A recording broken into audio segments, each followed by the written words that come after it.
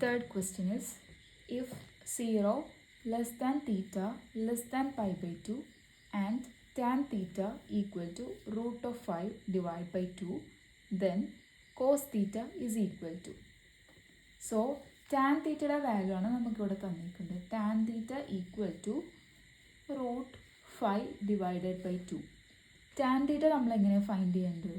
Tan theta എന്ന് പറയുന്നത് opposite side divided by adjacent side ആണ്. അപ്പോൾ opposite side divide by adjacent സൈഡിൻ്റെ വാല്യൂ ആണ് റൂട്ട് ഓഫ് 5/2 എന്ന് പറയുന്നത്.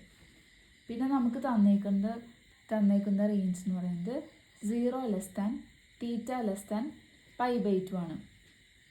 ഇത് ക്ലിയർലി നമുക്ക് മനസ്സിലാക്കാം 0ൻ്റെ π/2ൻ്റെ ഇടയിലാണ്, which means it falls in first quadrant. So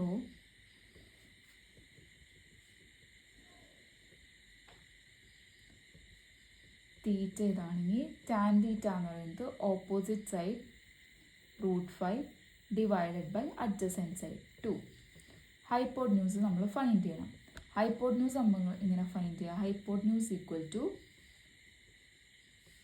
root 5 square plus 2 square square root of which is equal to 5 plus 2 square 4 root 9 which is equal to 3. Cos തീറ്റയുടെ വാല്യൂ ആണ് നമ്മളിവിടെ ഫൈൻഡ് ചെയ്യേണ്ടത്. കോസ് തീറ്റ എങ്ങനെ നമുക്ക് കിട്ടുക? Adjacent side divide by hypotenuse. Adjacent സൈഡിൻ്റെ value എന്താണെന്ന് നമുക്കറിയാം 2.